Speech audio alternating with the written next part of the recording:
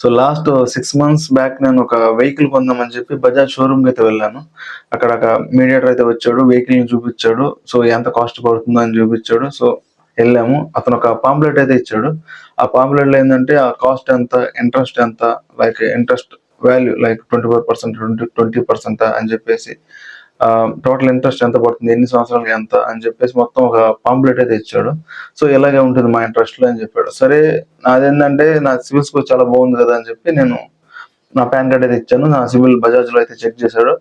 Check చేస్తే తక్కువలో ఒక 19% అయితే ఇంట్రెస్ట్ అయితే వచ్చింది నాకు. 19%కి మొత్తం లోన్ శాంక్షన్ అయితే అయ్యింది. అతను డౌన్ పేమెంట్ కట్టేసి వెహికల్‌ని తీసుకెళ్ళు ఇక్కడ రాస్తాను. కానీ నాకేందంటే ఇంట్రెస్ట్ అనేది చాలా ఎక్కువ పడింది అని నాకు అనిపించింది. సో నేనేం చేశాను, ఆ ఇంట్రెస్ట్ అయితే ఎక్కువ పడింది.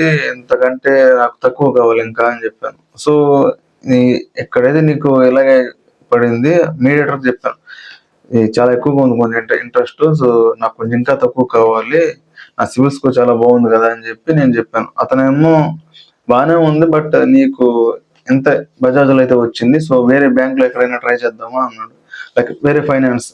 సో వాళ్ళ దగ్గర థర్డ్ పార్టీ ఫైనాన్స్ ఉంది. లైక్ వాళ్ళ చేతికి డబ్బులు ఇవ్వడం. సో వాళ్ళ దగ్గరకి చెక్ చేస్తే వాళ్ళ ఇంకా ఎక్కువ 24-28 దాకా అయితే వెళ్తుంది ఆ ఇంట్రెస్ట్.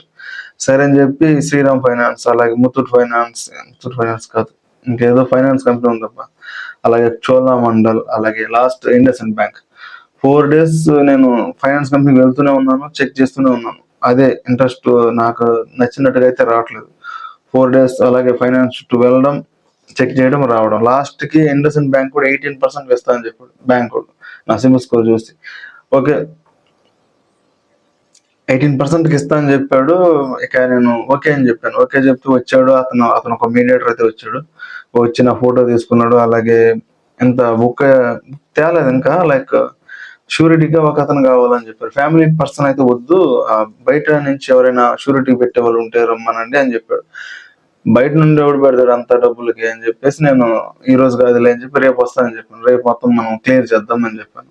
సరే అని చెప్పి నేను ఇంటికి వెళ్ళిపోయాను. ఇంటికి వెళ్ళి బాగా ఆలోచించాను. లైక్ సిబిల్ స్కోర్ బాగున్నా కూడా సరే 18% నేనేమో 12-13% అయితే నా అంచనా.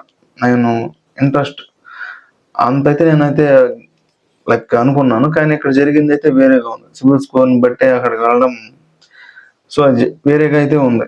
ఇంకేం చేసేదేమీ లేక ఆన్‌లైన్‌లో అయితే చెక్ చేశాను. ఒక యాప్‌లో చేస్తుంటే ఒక యాప్‌లో అయితే నేను చెక్ చేస్తే 15%కి నాకు కావాల్సిన లోన్ అమౌంట్ మొత్తం ఇస్తానని చెప్పాడు.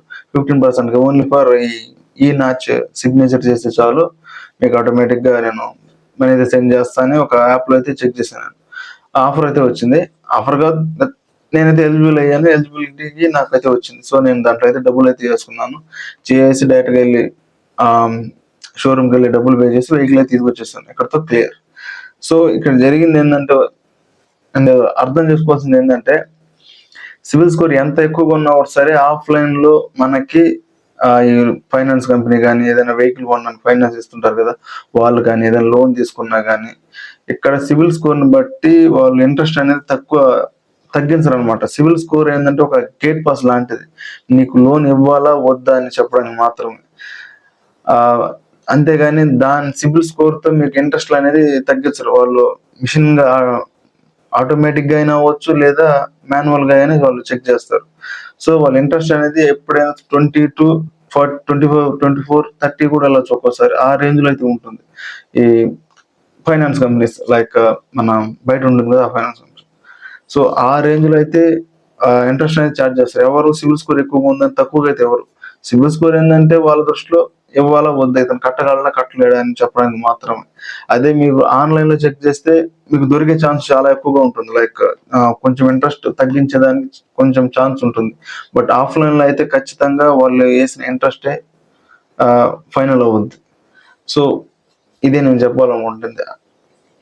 ఇంకొకటి ఆఫ్‌లైన్‌లో ఫైనాన్స్‌లో వెహికల్ గాని కొనుంటే సో ఇంత బుక్ అయితే తెచ్చుండేవాడు. మొత్తం సైన్ చేయాలా, ఫోటోలు తీసుకోవాలా, షూరిటీ ఇవ్వాలా, ఇలా చాలా ప్రాసెస్ అయితే ఉంటుంది. అదే మీరు నెట్ క్యాష్ కట్టేసారనుకోండి సింపుల్.